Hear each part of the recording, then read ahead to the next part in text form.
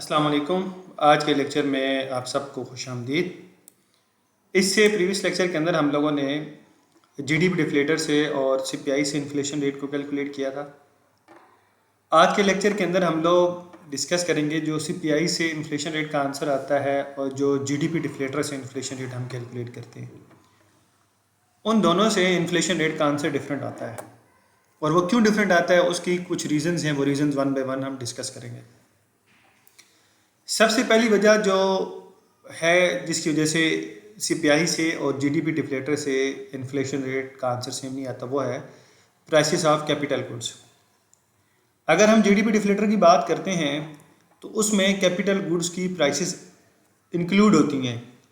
जब हम सीपीआई की कैलकुलेशन कर रहे होते हैं तो उसमें कैपिटल गुड्स की प्राइसेस ऐड नहीं होती, क्योंकि जीडीपी डिफ्लेटर के अंदर कंज्यूमर गुड्स भी हैं और नॉन कंज्यूमर ओरिएंटेड गुड्स भी हैं।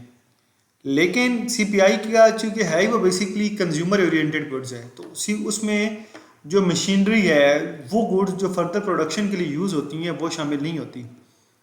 तो इस वजह से जो सीपीआई से इन्फ्लेशन रेट आएगा और जो जीडीपी डिफ्लेटर से इन्फ्लेशन रेट आएगा, उन दोनों का आंसर डिफरेंट होगा। ये फर्स्ट रीज़न है कि सीपीआई के अंदर कैपिटल गुड्स की प्राइसेस ऐड नहीं होती, वो इंक्लूड नहीं की जाती। जबकि जीडीपी डिफ्लेटर की जब हम कैलकुलेशन कर रहे होते हैं तो जीडीपी डिफ्लेटर के अंदर चाहे वो कंज्यूमर गुड्स हैं चाहे वो कैपिटल गुड्स हैं, तमाम गुड्स की प्राइसेस ऐड हुई होती हैं। तो इसलिए ये पहली वजह है जिसकी वजह से सीपीआई से जो इन्फ्लेशन रेट आएगा और जो जीडीपी डिफ्लेटर से इन्फ्लेशन रेट आएगा, उन दोनों का आंसर डिफरेंट रहेगा।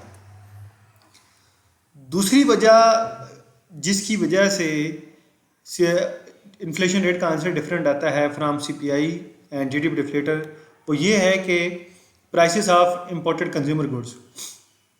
जब हम prices of imported consumer goods की बात करते हैं तो सीपीआई के अंदर prices of imported consumer goods add होती हैं, लेकिन जीडीपी डिफ्लेटर के अंदर वो ऐड नहीं होती बल्कि वो एक्सक्लूड कर दी जाती हैं। अब अगर हम सिंपल जीडीपी की बात करें तो जीडीपी की जो हम कैलकुलेशन करते हैं, जीडीपी की कैलकुलेशन का फॉर्मूला होता है y equals to C plus I plus G plus N X, और N X is equals to होता है एक्सपोर्ट माइनस इम्पोर्ट। यानी वहाँ जीडीपी की कैलकुलेशन के अंदर भी इम्पोर्ट को हम माइनस कर रहे होते हैं, तो उसको हम ऐड नहीं कर रहे बल्कि हम उसको एक्सक्लूड कर रहे हैं।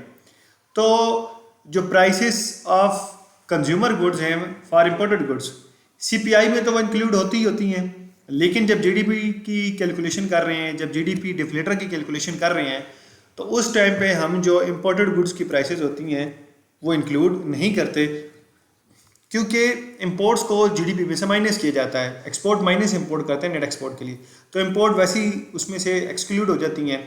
तो इस वजह से ये दूसरी रीज़न है कि जो जीडीपी डिफ्लेटर से आंसर आएगा और जो सीपीआई से आंसर आएगा वो दोनों डिफरेंट होंगे, वो सेम नहीं होंगे।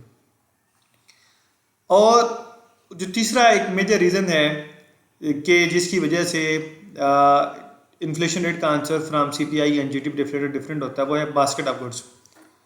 अब सीपीआई है कंज्यूमर प्राइस इंडेक्स, उसके अंदर सिर्फ कंज्यूमर ओरिएंटेड गुड्स शामिल की जाती हैं, उसके अंदर कैपिटल गुड्स शामिल नहीं की जाती, और कंज्यूमर वाली गुड्स भी फिक्स हैं। जबकि जीडीपी डिफ्लेटर के अंदर वो हर साल चेंज हो रहा होता है, क्योंकि किसी साल हमने प्रोडक्शन ज़्यादा कर ली, किसी साल प्रोडक्शन कम कर ली, किसी टाइम किसी चीज़ की क्वांटिटी ज़्यादा बना ली, किसी ईयर हमने किसी चीज़ की क्वांटिटी कम बना ली।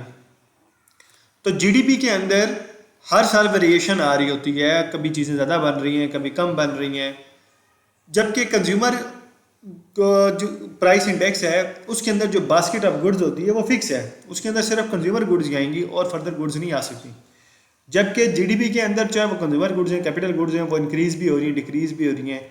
तो इस वजह से जो सीपीआई से इन्फ्लेशन रेट का आंसर आएगा और जो जीडीपी डिफ्लेटर से इन्फ्लेशन रेट का आंसर आएगा, वो दोनों डिफरेंट होंगे, वो सेम नहीं होंगे।